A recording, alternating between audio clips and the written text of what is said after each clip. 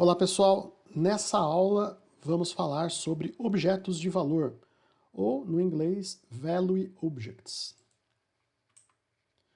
Os Value Objects, eles aparecem lá no mapa de navegação do DDD na parte tática, né? Ele é um elemento muito utilizado também, assim como as entidades, e interessantemente o DDD ele te força ou te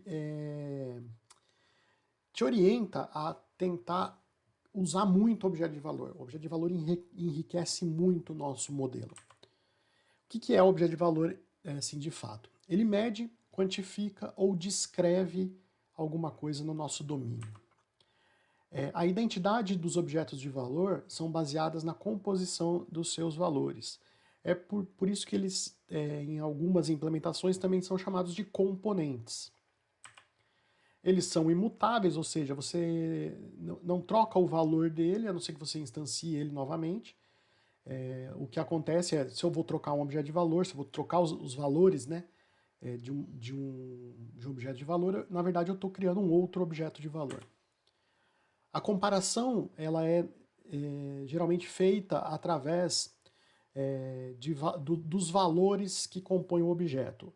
Ou, se você não quiser usar essa abordagem, você tem que levar em consideração que a comparação vai ser feita por referência em memória e você tem que tratar isso por sua conta, tá? Na hora de verificar a igualdade dos objetos.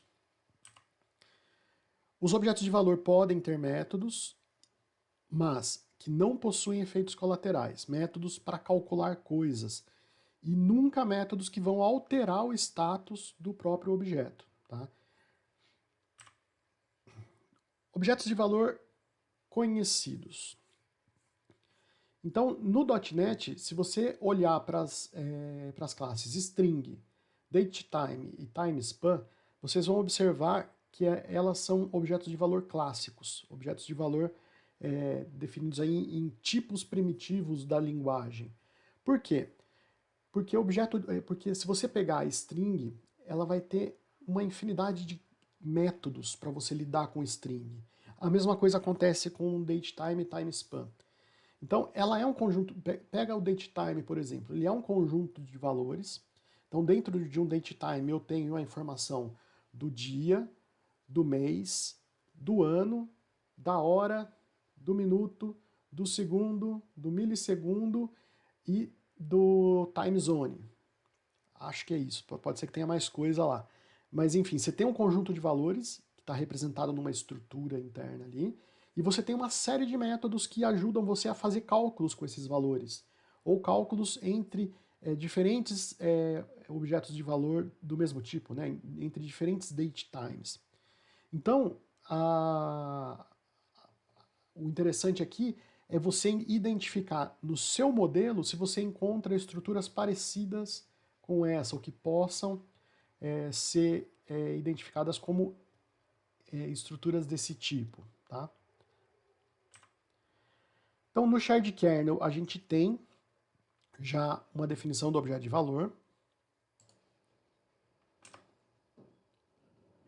Bem, e a gente pode definir o objeto de valor no nosso modelo, usando o shared kernel, de duas formas. A gente pode herdar dessa classe ValueObject, que é uma classe abstrata, para definir objetos de valor. Então, num primeiro momento, ela vai identificar para a gente quais são os objetos de valor do nosso modelo, porém ela vai considerar que a igualdade entre os objetos de valor vai se dar pela referência em memória, como é feito naturalmente com qualquer classe .NET. Ou a gente pode usar uma classe também abstrata, mas nesse caso genérica, que tem um comportamento que vai verificar, que vai considerar os valores das propriedades para definir a igualdade. Tá? Objeto de valor não tem ID ou key, tá? A igualdade sempre vai ser considerada ou por referência de memória ou pelo conjunto dos valores das suas propriedades, que é o que a gente está falando aqui. E como a gente deve escolher entre um e outro? Bem, quando que você deve usar no modelo, para o modelo em si, tanto faz. A diferença é que se você tiver uma regra de negócio que iguala diretamente dois objetos de valor, e você quer que ele considere as propriedades para verificar se eles são iguais, então esse aqui é o mais adequado. O problema é que alguns ORMs, como o caso do Entity Framework, não se dá muito bem com esse tipo de implementação para objeto de valor em bancos de dados NoSQL. Tá? Então, nesses casos, a gente mantém o comportamento original, o comportamento padrão de referência em memória, e a gente toma algumas precauções. Então, se eu quero verificar se duas propriedades é igual, eu posso criar um método lá, ou sobrecarregar o toString do objeto de valor, que retorna ali os dados principais daquele objeto, e eu verifico se o toString de um é igual ao toString de outro, eu sei se eles são iguais ou não, sem usar a referência em memória.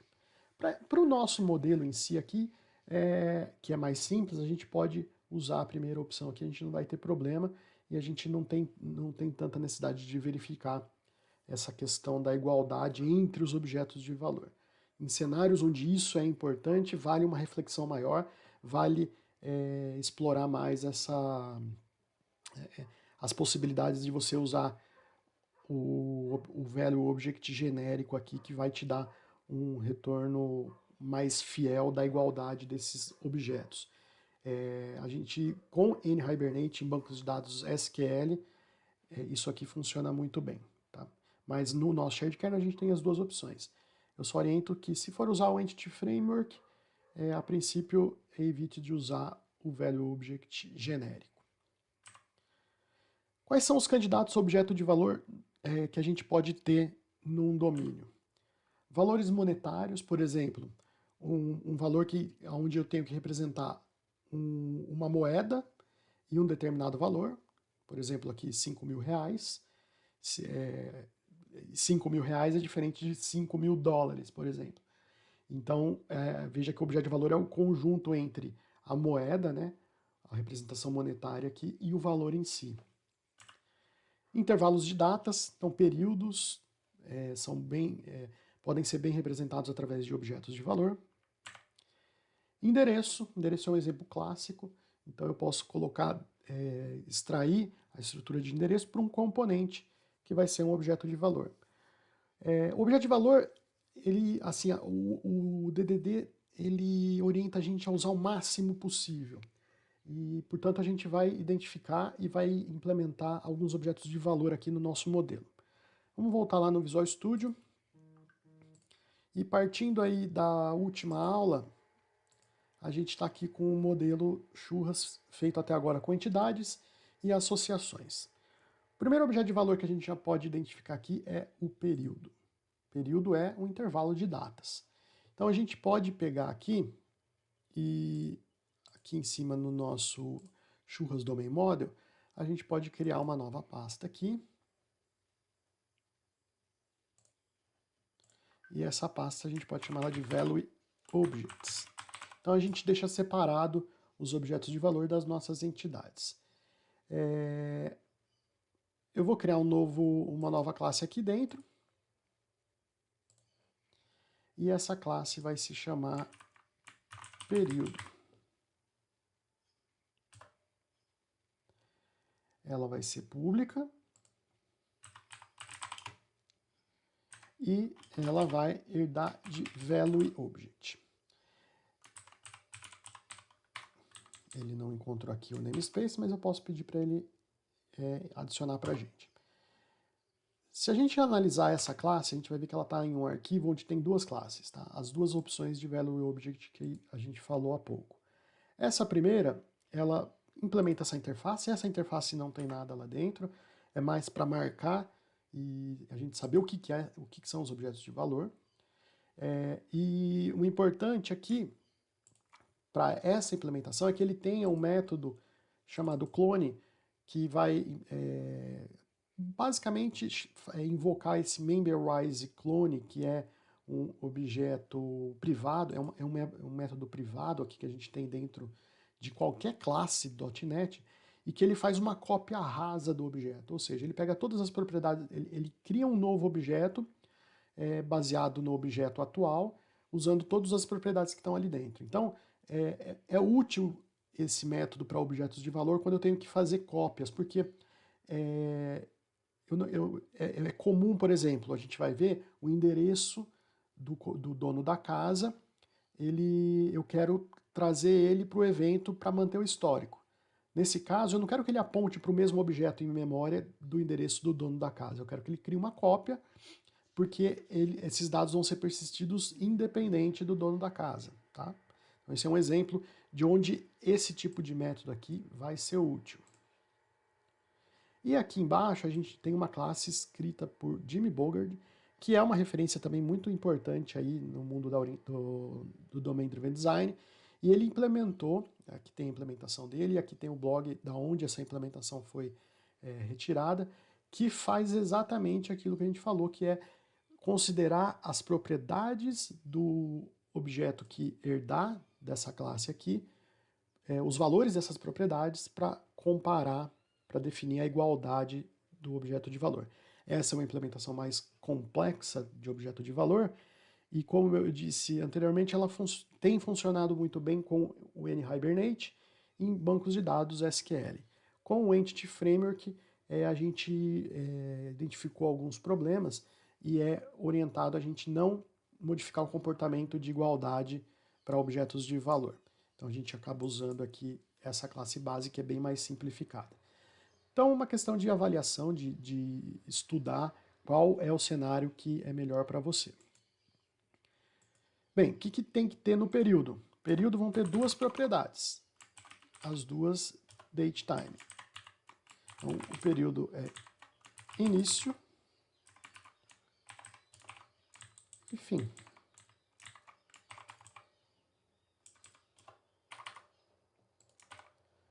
Vou tirar aqui o que não vai ser usado. E vindo aqui na entidade, se a gente for lá na classe, na entidade evento, eu vou trocar aqui o tipo do evento, em vez de ser string, ele vai ser do tipo período, que é o meu objeto de valor. Para isso ficar claro aqui no diagrama, eu posso incluir, posso arrastar para cá o objeto de valor período. E eu posso pedir para ele mostrar para a gente aqui como uma associação. Ele não deixa de ser uma associação, a diferença é que eu não estou fazendo uma associação entre uma entidade e outra entidade.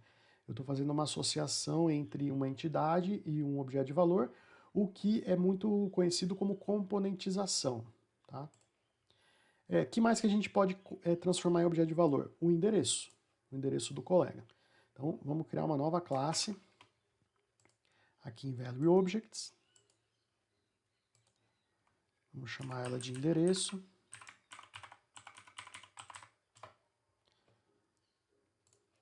Ela vai ser pública. Vai implementar Value Object. E ela vai ter as propriedades. Vamos lá, vamos colocar aqui uma string que vai ser o CEP. Uma outra string que vai ser o logradouro. Assim que diz, né?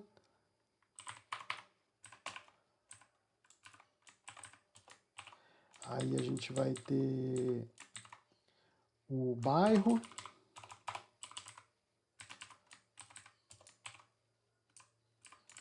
Complemento.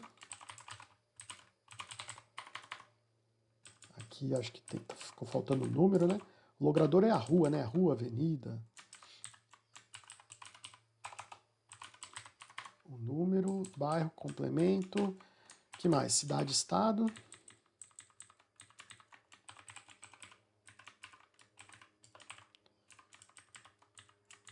Estado.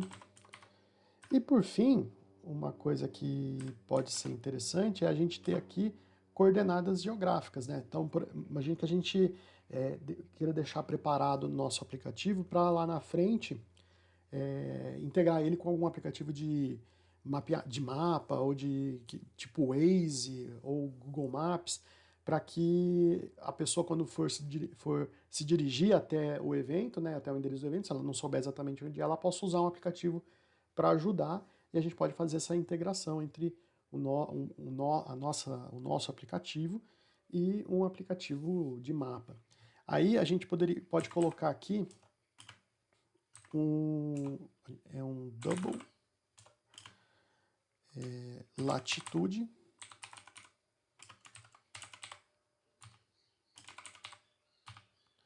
e longitude.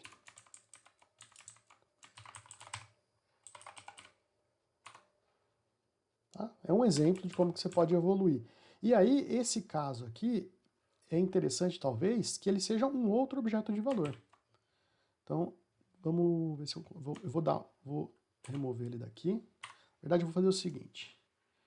Tem uma opção de refactoring aqui, vamos ver se eu acho ela.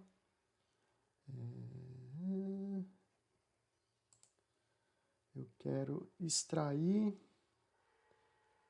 não é exatamente uma classe base, mas tudo bem. Eu quero que ele chame aqui coordenadas. Não funciona, vamos fazer manualmente. Vou só recortar daqui. Public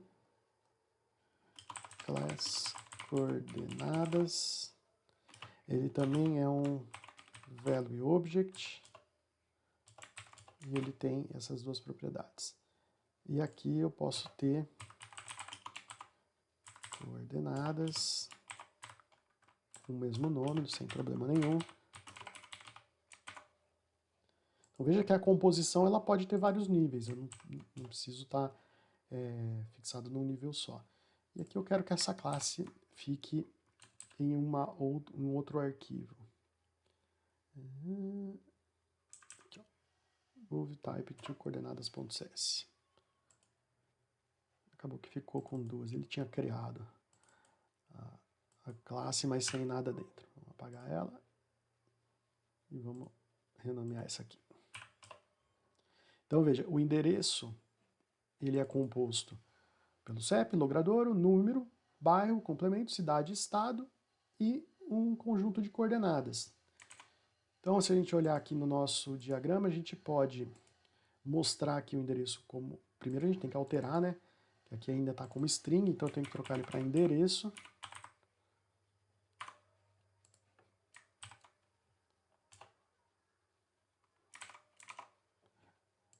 E aí eu posso mostrar como uma associação. E veja que ele tem todos os campos aqui, inclusive as coordenadas. As coordenadas eu também posso mostrar como uma associação.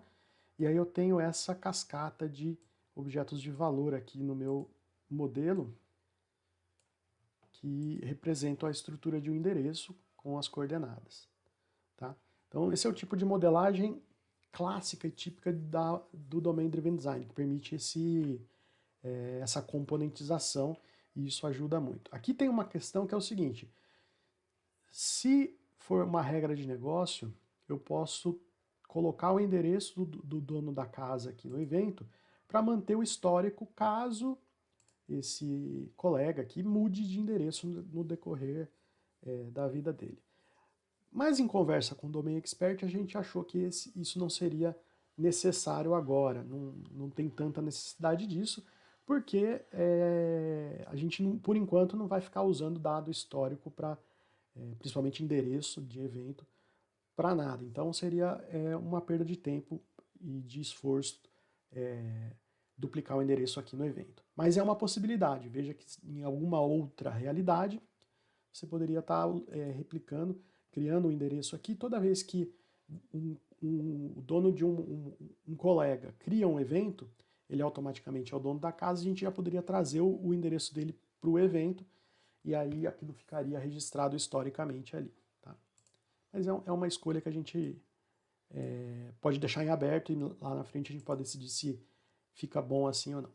Para finalizar, a gente falta fazer o seguinte: o que é evento colega confirmado? Ele não é uma entidade, porque não vai existir uma tabela ou um container no NoSQL só para armazenar o evento colega confirmado. Ele faz parte do evento. Então, o objeto evento, que no final vai ser um JSON, que vai ser armazenado num banco de dados NoSQL, ele vai ter uma coleção dos colegas que confirmaram. Então, o que melhor representa essa classe aqui é justamente o objeto de valor. Então, para finalizar a nossa implementação, a gente só precisa marcar aqui o evento colega confirmado como um objeto de valor. Aí fica fechado. A gente tem duas entidades. As duas entidades, elas vão ter uma key sequencial do tipo long, já definida pelo nosso shared kernel, e a gente tem aqui 4 objetos de valor. Quanto mais objeto de valor é melhor, o próprio DDD nos dirige a fazer esse tipo de implementação, e a gente vai ver quando a gente for falar de comportamento que a gente vai ter muito comportamento ligado a esses objetos de valor. Ok? Basicamente era isso que eu queria mostrar e falar para vocês sobre o objeto de valor nessa aula. Se vocês tiverem alguma questão, alguma dúvida, alguma preocupação, entre em contato, pode deixar comentários aqui no próprio vídeo, ou vocês sabem meus contatos, é só me acionar aqui. Um grande abraço e até a próxima!